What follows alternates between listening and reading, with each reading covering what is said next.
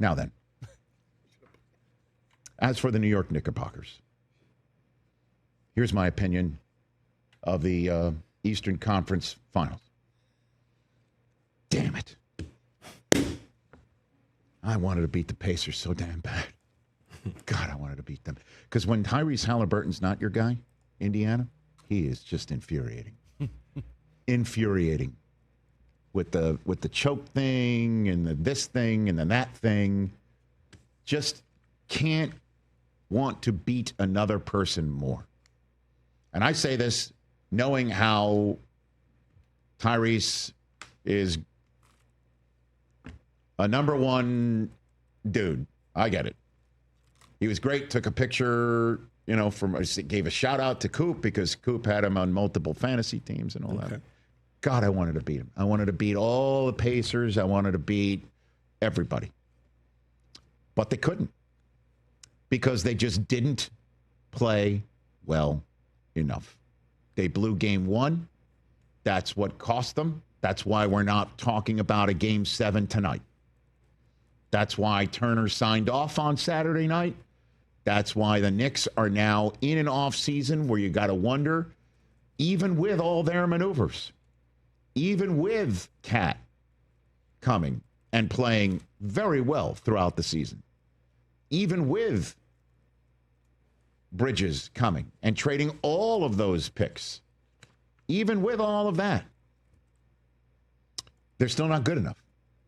And you got to sit here and wonder if Tatum didn't blow out his Achilles, would they have been good enough to hold off the Celtics in the second round? That's the sort of things you got to think about. And the two crazy ass storylines that you're hearing about or that you heard about throughout much of the Eastern Conference Finals, which was Brunson holding on to the ball too damn long, and their offensive sets would start right at half court because the Pacers were picking up the Knicks from the first inch of inbounding the ball, and then they would try and pick and roll, and the Pacers were pushing this thing out to the midcourt logo, and it was Brunson's fault. And the offense couldn't get into a rhythm because it was the fault of the generationally brilliant player that fans love for good reason. And then Karl-Anthony Towns, his defense, that's what we're hearing about now, is that the Knicks were infuriated by his lack of either understanding or buy-in or whatever it is, and then it's on the coach.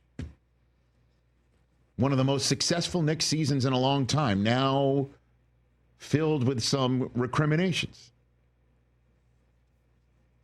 And how real is it? How viable is it? Tom Thibodeau didn't turn to some of the guys on the bench until like game 3 of the Eastern Conference Finals. And then the question is he survive? Word is that Leon Rose, the team executive who turned this franchise around, likes him. It's up to James Dolan. Good luck there. Well, Thibodeau's future was brought up to Brunson in the first blush press conference after getting blown out in the second half on Saturday night.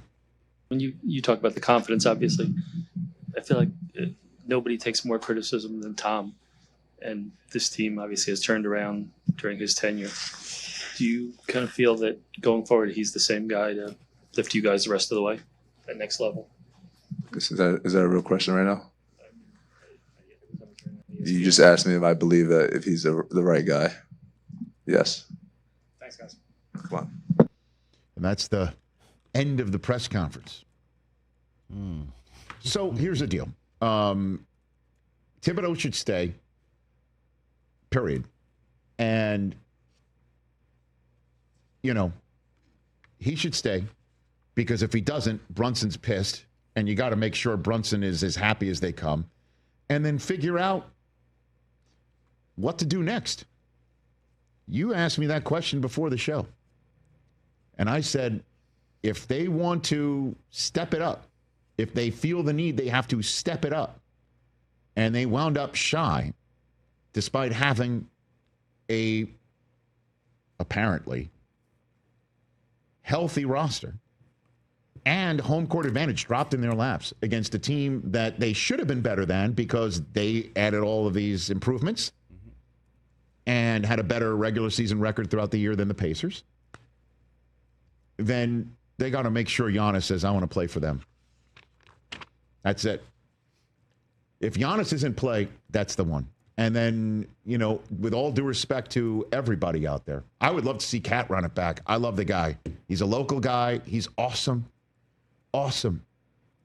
He's exactly the forward-facing star you want to have for your franchise.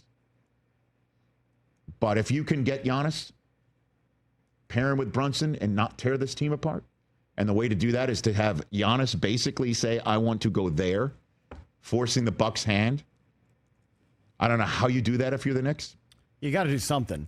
You know, as currently constructed, that's the way out. Roster and coaching staff, you're not good enough to win the East. So there is a move there. It's a big move or it's a small tweak. So but it's one of the two. Well, I mean, but it's also they don't have to tear anything down. They don't. They're very close. I don't like Chris think said, they have to. It's just one, maybe two players difference, and they can be right there. Right, because we're talking about Oklahoma City is a team, and the Pacers are a team, and they play team basketball in a way that, you know, if you're interested in well-played, well-executed, well-coached team basketball, then this finals is for you. You know, everybody calls that boring now. You know, well, I mean, there's no, you know, like, there were no superstar, super team hookups here. Mm-hmm. Which you would think that people would appreciate this, right? Well, Homegrown. we will see, and we've got, you know, 2 more days to talk about that.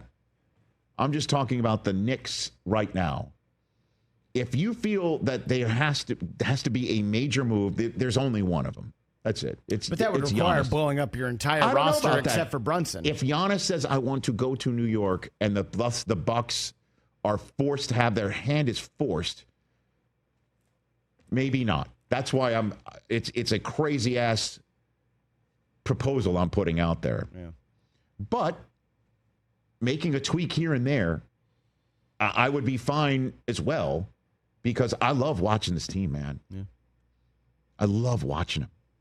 They're one of my favorite Knicks teams to have watched. But damn it, that's the headline. Damn it. It's a good headline. It was right there. Oh, and then Saturday was a great sports day. Watching that as well as looking down at my phone. Oh, it's 18-2.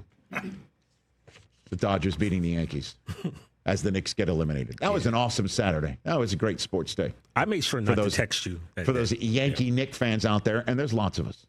That's a shame. Thank you. I appreciate that sports spike. I do. Because, you know, I'll ball it up and spit it right back at you. Definitely not rooting for you guys. I know that. I'm aware of that. You're a big Pacer fan over there. You love Indiana. No, I don't love them either. Okay, very good. Catch the Rich Eisen Show live weekdays from 12 to 3 p.m. Eastern on Roku Sports Channel in the U.S.